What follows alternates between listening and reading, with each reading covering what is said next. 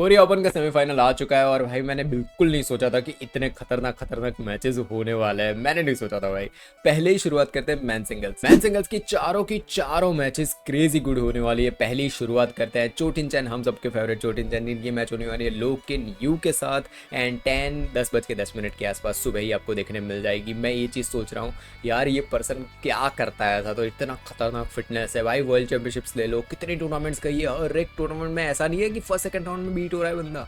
हर एक टूर्नामेंट में जो सामने यंगस्टर भी आ रहा है 22-23 साल के, उनके सामने भी ऐसे मैचेस दे रहा है ये बंदा भाई। मैं बहुत ज़्यादा इंप्रेस हो रहा हूँ मैं चोटिन-चैन से। और जितने टूर्नामेंट्स अभी क्वार्टर फाइनल्स में पहुँच गए, वर्ल्ड बैडमिंटन में जितने भी लोग हैं ना जो 29-28 के आसपास पहुँच चुके हैं, उन सबको सीख लेनी चाहिए कि चोटिन-चैन ऐसा कर क्या रहे हैं भाई। रिसर्च करो उन पे कि कर क्या रहे हैं, ऐसी चीज़ें कि जो अभी भी फिट है, अभी भी क्वार्टर्स तक पहुँच जा रहे हैं, समझ रहे हो भाई। सामने उनके वर्ल्ड नंबर 1 ले आओ, वर्ल्ड नंबर 2 ले आओ, विकेट्स आन के तो दिमाग में बैठे हुए चोटिन-चैन बार वो किसी के भी सामने टॉप रेटेड मैच दे जाएंगे, वो गिव अप नहीं करेंगे कोर्ट के अंदर। तो भाई ये चीज़ क्लियर है, उन पे रिसर्च करो भाई चोटिन-चैन के। और बहुत लोगों को सीखना चाहिए, जो लोग भाई फर्स्ट सेकंड राउंड में बीट होके घर चले जाते हैं ना, पूरे वर्ल्ड की बात कर रहा हूँ ठीक है मैं, तो भाई उनको सीखना चाहिए कि भाई देखो ये पर्सन कर सकता है तो हम क्यों नहीं। नेक्स्ट है अल्वी फरहान, जिनको कल वॉकओवर मिला था। उनकी मैच होगी लास्ट वीक के विनर वैंग होंगयेंग के सामने। 11:10 के आसपास मैच देखने मिलेगी। क्यों मैं इस मैच के बारे में बहुत ज़्यादा एक्साइटेड हूँ भाई कि मैं ये मैच तुम्हें देखने वाला हूँ। पहला, क्या अल्वी फरहान वैंग होंगयेंग जो लास्ट वीक टूर्नामेंट जीते उनको बीट कर पाएंगे? ये पहला क्वेश्चन मेरे माइंड में है ठीक है। मेरा आंसर नहीं पता मुझे इस चीज़ का ठीक है, मैं क्वेश्चन पे हूँ क्योंकि अल्वी फरहान में कैपेबिलिटी तो आई भाई। फिर उनके सामने वैंग होंगयेंग, क्या वो कंसिस्टेंटली परफॉर्म कर पाएंगे? जीत लिया भाई ठीक है, बड़ी टूर्नामेंट जीत ली लास्ट वीक, क्या उस चीज़ को हम कंटिन्यू कर पाएंगे भाई? मतलब वैंग होंगयेंग कर पाएंगे? ये चीज़ मुझे इस मैच में देखनी है, तो मैं तो देखने वाला हूँ। नेक्स्ट मैच है केंटा निशिमोटो वर्सेस जोनाथन क्रिस्ची। 12 बजे के आसपास, 11:50 के आसपास मैच आपको देखने मिल जाएगी। पहली चीज़, जोनाथन क्रिस्ची काफ़ी टाइम हो गया भाई सेमीज में, फाइनल्स में उनको देखे हुए, बहुत टाइम निकल चुका है ठीक है। और उनके सामने केंटा निशिमोटो, जिन्होंने अपना अपग्रेडेड वर्जन दिखाया है। पता ही है ना लास्ट मंथ तब मैंने बोला था आपको कि ये टूर्नामेंट जीतने के बाद केंटा निशिमोटो है ना डिफरेंट देख रहे हैं भाई, मैंने बात की थी आप लोगों से। तो वही चीज़ है, दोनों की एक दूसरे के सामने मैच है भाई। मैं जहाँ तक चाहता हूँ ना कि केंटा निशिमोटो भाई जीतने ना दे इजी तरीके से जोनाथन क्रिस्ची को, और same goes with Jonathan Christie to.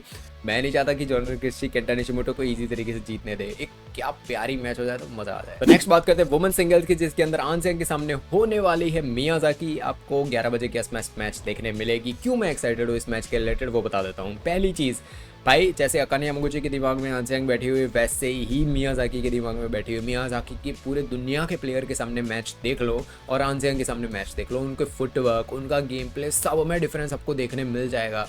Literally वो प्रेशराइज हो जाएगी गेम के अंदर स्टार्टिंग से लेकर। अकाने यामागुची तो स्टार्टिंग के 11 पॉइंट के अंदर तो अपना परफॉर्मेंस देती है, ये मियाजाकी तो पूरी गेम में ऐसा चलता है। तो मैं इस मैच में इसलिए एक्साइटेड हूँ क्योंकि भाई पहला तो होम ग्राउंड है आन सेंग का ठीक है, उन्हीं की कंट्री में।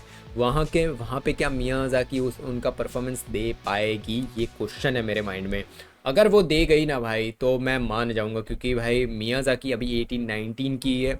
इस यंग एज में भाई आन सेंग को देखो, जब 18-17 के आसपास वो थी, वर्ल्ड के कोई भी टूर्नामेंट में वो जाती थी, वहाँ जाके भाई उनके प्लेयर को बीट कर दिया। भले वो 3-4 टूर्नामेंट भले वो हार जाए राउंड ऑफ 32-16 में, बट कभी ना कभी तो जाके वो उनको बीट करके आ जाती थी। कैरोना मरीन, रचना केंटरॉन, भाई वो तब के प्राइम के प्लेयर्स थे, इनको बीट कर देती थी आज से। मियाजाकी के पास परफेक्ट बोलते हैं ना कि ये मोमेंट है, आंसर को बीट करो, परफेक्ट मोमेंट है भाई। बट सबको पता है यार बहुत टफ चीज़ है। नेक्स्ट है सुपानेटा केटोंग वर्सेस अकाने यामागुची। आपको 12 बजे के आसपास मैच देखने मिलेगा। मैं तो अकाने यामागुची के लिए मैच देखने वाला हूँ, बट जो उसके साथ साथ क्लैश ना हो दूसरी मैच तो देखेंगे ज़रूर। मैं एक्साइटेड इस मैच के लिए इसलिए हूँ क्योंकि सुपानेटा केटोंग देखो यार, चोचू वोंग अपना बहुत ज़्यादा ट्राई कर रही है ठीक है, पूरा झोंक दे रही है कोर्ट के अंदर भाई, पूरी मैचेस बहुत बढ़िया दे रही है चोचू वोंग, मज़ा आ रहा है, अच्छे मैचेस दे रही है वो चोचू वोंग ठीक है।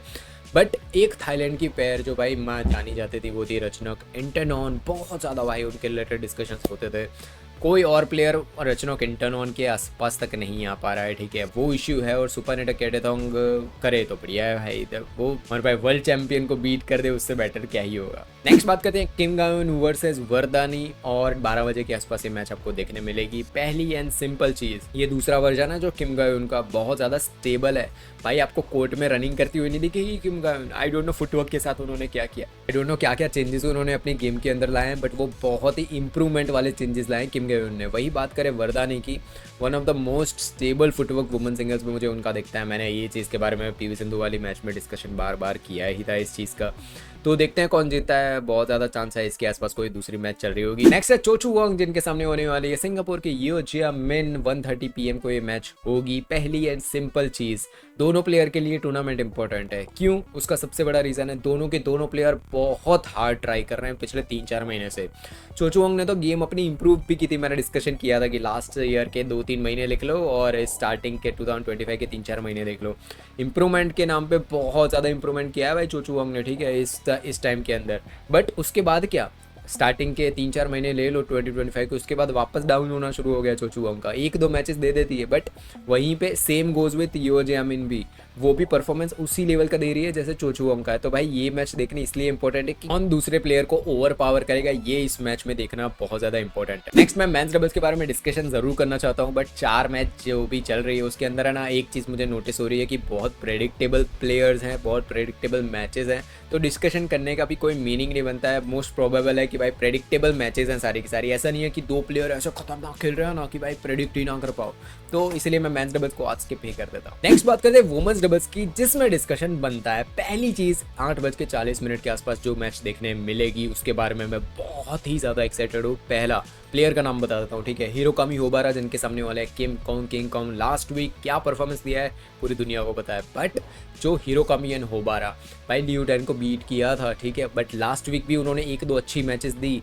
मैं हमेशा बोलता हूँ आप पे ना वंस इन अ वाइल तो किसी को बीट कर दोगे नंबर 1 को, बट अगर बार बार नंबर 1 को बीट नहीं कर पा रहे हो तो बहुत बड़ा इशू है, कंसिस्टेंसी इशू है। तो भाई ये बहुत इंपॉर्टेंट होगा कि क्या किम कॉन्ग के सामने एक क्रेजी गुड मैच लेके आ सकते हैं हिरोकामी होबारा। ये चीज़ देखने में बहुत मज़ा आएगा, इंपॉर्टेंट मैच होगी भाई, मैं तो देखने वाला हूँ और बैड एसपी की ऑडियंस को ये मैच रिकमेंडेड है। नेक्स्ट है 10:20 के आसपास देखने मिलेगी आपको मैच फुकुशिमा और मत्सुमोटो जिनके सामने होगी चेन एंड जिया।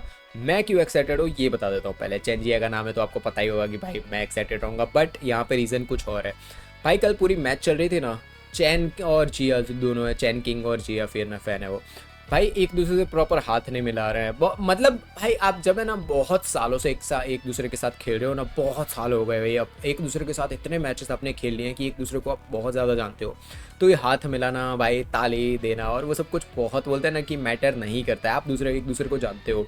बट कल थोड़ी बहुत अलग वाइब्स आ रही थी इनकी गेम के अंदर, और भाई चैन किंग को इतना टारगेट किया है वो उनके अपोनेंट्स थे उन्होंने, मुझे मज़ा नहीं आई इस गेम में। उसका रीज़न सिंपल है कि भाई चैन जिया में इतनी कैपेबिलिटी है कि स्ट्रेट 2 विन करे उनके सामने, ठीक है, straight 2 set, but 3rd set extend हो गया। और भाई बहुत मोमेंट ऐसे थे जहाँ पे मुझे लगा क्या चैन जिया हारते तो नहीं वाले ना भाई, मैं ऐसा सोच रहा था कि चैन जिया लोग हार रहे हैं यार, मैं यहाँ पे टूर्नामेंट विन सोच रहा हूँ और ये लोग हारने वाले, बट स्टिल वो जीते, वो बढ़िया चीज़ थी। बट जो चीज़ मुझे लग रही है ना कि इनकी मैच फुकुशिमा और मत्सुमोटो के सामने बहुत टफ रहने वाला है भाई। चैन किंग बहुत थोड़ी बोलते हैं ना उनकी गेम डाउन लग रही है, बहुत जल्द लिख के रखो जिया और ज़ेंगे वो वापस आ रहे हैं भाई, वो वापस आ जाएंगे। फाइनली बात करते हैं मिक्स डबल्स की, के अंदर एक मैच है जो बहुत ही ज़्यादा इंपॉर्टेंट है, वो है 8:30 AM के आसपास ये मैच आपको देखने मिल जाएगी। गोलाई जो मलेशिया के उनके सामने है जियांग एंड वेई। देखो Jeong when way 2nd rank player है, ठीक है, उनके सामने है गो और लाई के रिलेटेड मैं पहले डिस्कशन कर चुका हूँ, बहुत बढ़िया पैर है। मलेशिया के पहले एक मिक्स डबल्स की एक पैर थी चैन और गो, भाई साहब क्या क्रेजी मैचेस देते थे वो। और इसमें जो चैन है ना, जो मेल प्लेयर है भाई, उनकी स्मैशेस क्या भाई, स्मैशेस बैक कोर्ट से मारते थे वो, क्रेजी गुड।